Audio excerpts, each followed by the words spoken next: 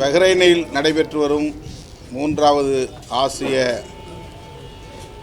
விளையாட்டு தொடர் போட்டியில் கபடி பிரிவில் இந்திய அணியின் சார்பில் இளம் பெண்களுக்கான போட்டியிலே பங்கேற்று இந்தியாவுக்கு தங்கம் வென்றெடுத்து சாதனை புரிந்த நமது கண்ணகி நகர் கார்த்திகாவை விடுதலை சிறுத்தைகள் கட்சியின் சார்பில் நெஞ்சார பாராட்டுகிறோம், வாழ்த்துகிறோம். அவருக்கு பயிற்சி அளித்த பயிற்சியாளர்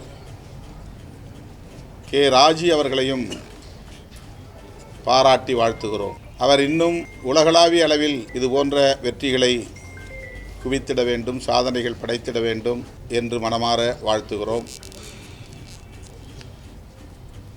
மிகவும் எளிய குடும்பத்திலே பிறந்து தாயின் அரவணைப்பிலே வளர்ந்து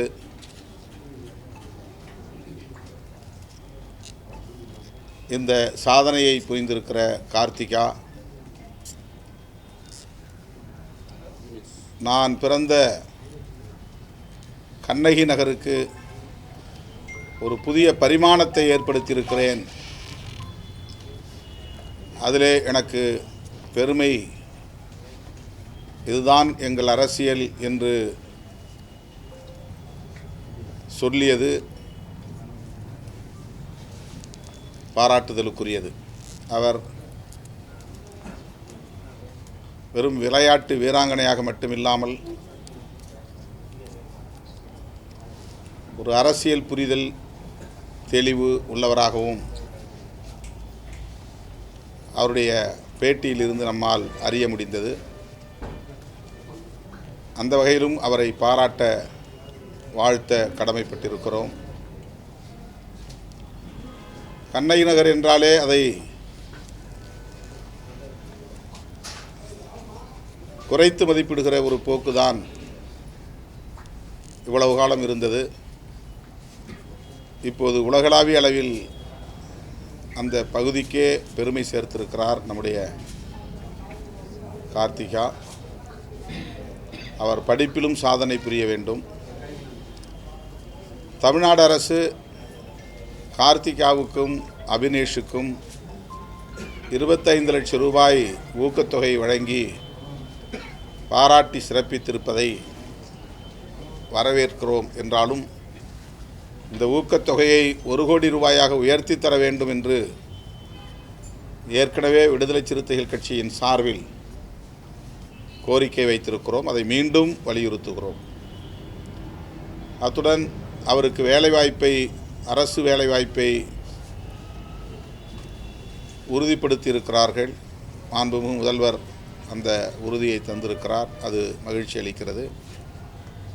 அதே வேளையில் அவருக்கு அரசு வீடு ஒன்றை ஒதுக்க வேண்டும். இருவருக்குமே, அபினேஷும் தந்தை இல்லாதவர் தான், அவரும் எளிய குடும்பத்தை சார்ந்தவர் தான்.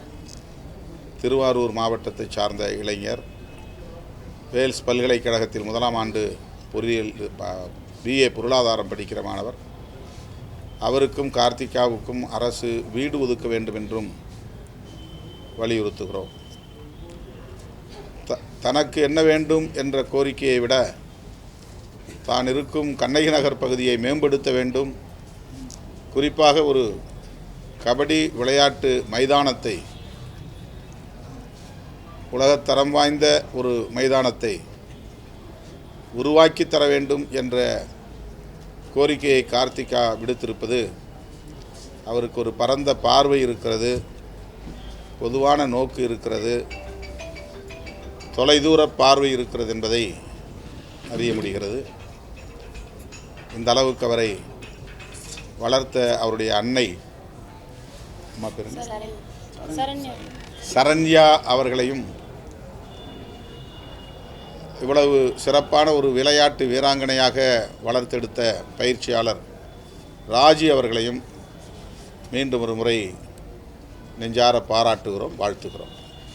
விளையாட்டுத்துறைக்கு தமிழக அரசு இன்னும் கூடுதலாக எவ்வளவு கவனம் செலுத்தும்? ஏன்னா பல திட்டங்களை தமிழக அரசு செஞ்சதுல இந்தியா முழுவதும் பல பெருமைகளாக வந்துட்டு இருக்கு. இப்போ கார்த்திகா ஆகட்டும், செஸ்ல வந்து இது மாதிரி தங்கப்பதெல்லாம் வென்றிருக்காங்க. இப்போ விளையாட்டுத்துறைக்கு மாநில அரசு கூடுதலாக முக்கியத்துவம் செலுத்த வேண்டியதுக்கான திட்டங்கள் நிதியெல்லாம் என்ன பண்ணுறது?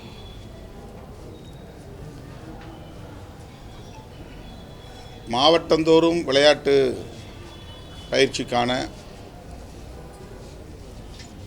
அனைத்து கட்டமைப்பு வசதிகளையும்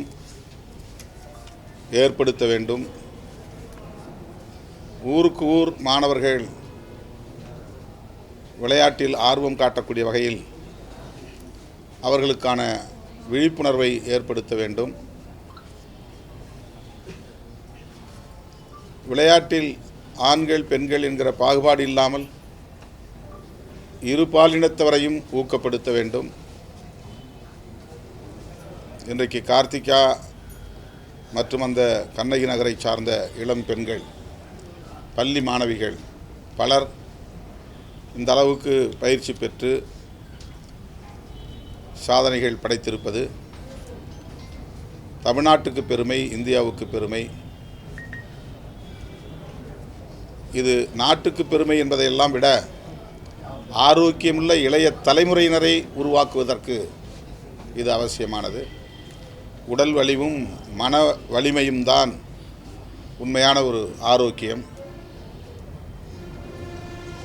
ஆகவே ஆண் பெண் என்கிற பாகுபாடு இல்லாமல் பள்ளி பருவத்திலிருந்தே அவர்கள் உடற்பயிற்சி மேற்கொள்ள வேண்டும். விளையாட்டு களங்களில் அவர்கள் ஈடுபட வேண்டும். அதன் மூலம் உடல் வலிமையையும் மன வலிமையையும் பெற்ற புதிய இளைய தலைமுறையினரை உருவாக்க அரசு உறுதியேற்க வேண்டும். விளையாட்டுல மாணவர்களுடைய திறமையை வந்து அடையாளம் கண்டுபிடிக்கணும். சின்ன வயசுல தான் அதை கண்டுபிடிக்க முடியும். அது பயிற்சி பெற்ற இந்த பிஇடி டீச்சர்ஸ் மூலமாக தான் அது பண்ண முடியும்.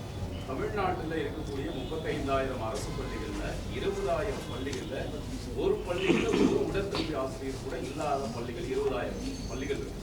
இது காலங்காலமாக இருக்குது, இது வரைக்கும் மாறலை. ஒரு பள்ளிக்கு ஒரு உடற்கல்வி ஆசிரியராக இருக்கணுங்கிறது தான் தொடர்ந்து பலரும் வலியுறுத்துறாங்க. அதை நீங்களும் முதல்வருக்கு துணை முதல்வருக்கு வலியுறுத்துறாங்க. இது மிகுந்த அதிர்ச்சி அளிக்கக்கூடிய ஒரு புள்ளி விவரமாக உள்ளது. முதல்வர் அவர்களின் கவனத்திற்கு இதை நாம் உரிய தரவுகளோடு கொண்டு செல்வோம். முதல்வர், துணை முதல்வர் இருவருமே விளையாட்டு திறனை மேம்படுத்த வேண்டும் என்பதிலே மிகுந்த ஆர்வம் உள்ளவர்களாக இருக்கிறார்கள் என்பதிலே யாருக்கும் மாற்று கருத்தில்லை. உடற்கல்வி ஆசிரியர்கள் மட்டுமின்றி இதுபோல தனியார் பயிற்சியாளர்கள் அரசு பணியாளராக இல்லாமல் தனித்து தன்னார்வத்தோடு யாருடைய தூண்டுதலும் இல்லாமல் ராஜி போன்ற பயிற்சியாளர்கள் இப்படிப்பட்ட குழுக்களை உருவாக்கி ஆளாக்குகிறார்கள். எனவே இந்த தனி பயிற்சியாளர்களையும் அடையாளம் கண்டு அவர்களை ஊக்கப்படுத்துவது, அவர்களுக்கு உரிய கட்டமைப்பு வசதிகளை ஏற்படுத்தி தருவது என்பது முக்கியமானது. உடற்கல்வி ஆசிரியர்கள் பள்ளிக்கூடங்களுக்கு எவ்வளவு தேவையோ அதைப்போல தனி பயிற்சியாளர்களையும் ஊக்குவிக்க வேண்டியது இன்றியமையாததாக நான் பார்க்கிறேன். எனவே முதல்வரின் கவனத்திற்கு இதை எடுத்துச் செல்வோம். கண்ணகி நகர் பக்கம் பெரிய அளவில் யாருமே போய் நேரில் பார்க்காத ஒரு சூழலில் இந்த மாணவர்கள் வெற்றி பெற்றிருக்காங்க, வாழ்த்து தெரிவிக்கிறாங்க. அது ஒரு வரவேற்கக்கூடிய ஒரு விஷயம். இருந்தாலும் ஓட்டு வங்கிக்காக செல்லக்கூடாத நபர்கள் கூட இங்கே போய் பார்க்குறாங்க. ஒரு அரசியல் தலைவர்கள், குறிப்பாக பாஜக உள்ளிட்ட பல அரசியல் தலைவர்கள் நேரடியாக கண்ணகி நகருக்கே போய் பார்க்குறாங்க, வாழ்த்து தெரிவிக்கிறாங்க. இது ஒரு பக்கம் நம்ம வரவேற்றாலும் ஒரு 1 லட்சம் வாக்குகள் அந்த பகுதியில் இருக்குது. எப்படியாச்சும் இந்த வாக்குகளை நாம் பெற வேண்டும் அப்படின்ற ஒரு அட்டென்ஷனுக்காக போகக்கூடிய நபர் அரசியல் தலைவர்களை நம்ம எப்படி பார்க்கலாம்? அவங்க வாக்கு அரசியல் நோக்கத்தோடு செயல்பட்டாலும் நாம் அதை அரசியல்படுத்த வேண்டாம். நல்ல நோக்கத்திற்காக வந்தார்கள் என்றே எடுத்துக்கொள்வோம்.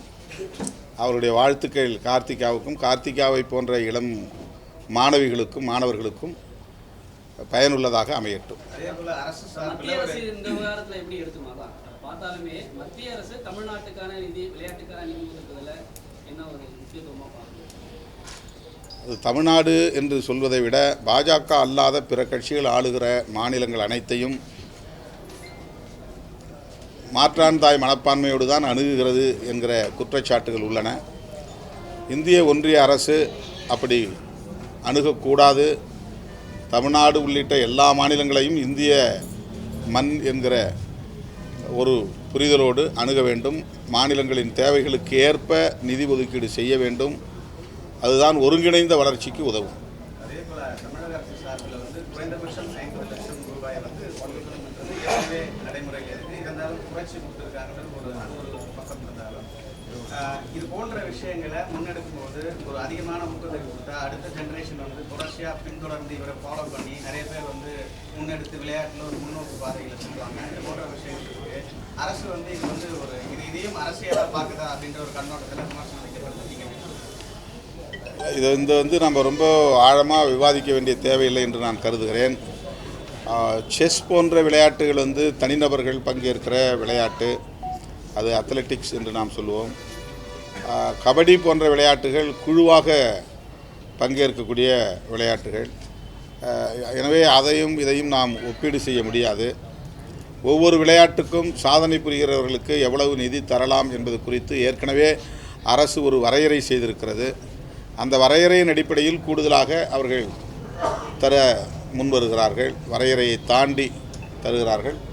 அந்த வகையிலே தமிழக அரசின் குறிப்பு, இந்த கபடி விளையாட்டிலே வெற்றி பெறக்கூடியவர்கள், சாதனை புரியக்கூடியவர்களுக்கு 15 லட்சம் தரலாம் என்று வரையறை இருக்கிறது. நாங்கள் 25 லட்சமாக தந்திருக்கிறோம் என்ற விளக்கத்தை சொல்லியிருக்கிறார்கள். எல்லாவற்றையும் தாண்டி இந்த சாதனை புரிந்த கார்த்திகாவுக்கும் அபினேஷுக்கும் தலா 1 கோடி ரூபாய் கொடுத்து ஊக்கப்படுத்த வேண்டும் என்பது நம்முடைய கோரிக்கையாக இருக்கிறது. ஆகவே அதையே மறுபடியும் நாம் அரசின் கவனத்திற்கு எடுத்துச் செல்வோம்.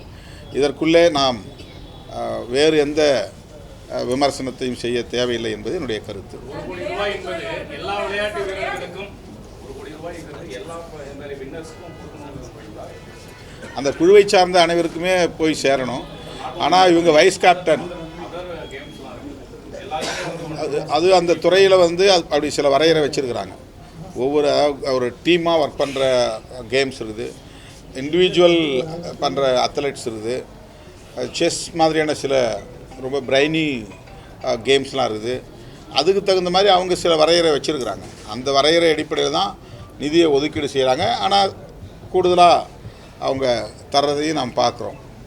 இப்போ அதை நாம் எல்லா விளையாட்டையும் ஒரே மாதிரி சமப்படுத்தி பார்த்துட முடியாது. ஆனால் என்னென்னா, இப்போ இந்த கபடி டீமில் விளையாண்ட எல்லோருக்கும் இந்த ஒரு பாராட்டும் சான்றிதழும் அவர்களுக்கான ஊக்கத்தொகையும் வழங்கப்பட வேண்டும் என்பது விடுதலை சிறுத்தைகளின் ஒரு கோரிக்கை.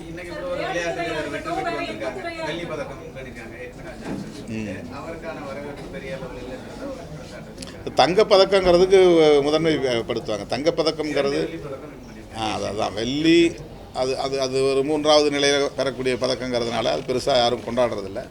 ஆனால் அதுவும் ஒரு சாதனை தான். 3வது இடத்தை பெறுவதுங்கிறது ஒரு சாதனை தான். தங்கப்பதக்கம் வென்றவர்களை எப்போதுமே தேசம் பாராட்டி கொண்டு இருக்கிறது. எனவே அதையும் நாம் ஒப்பீடு செய்து அதை ஒரு விமர்சனத்துக்குள்ளாக்க தேவையில்லை என்பது என்னுடைய கருத்து.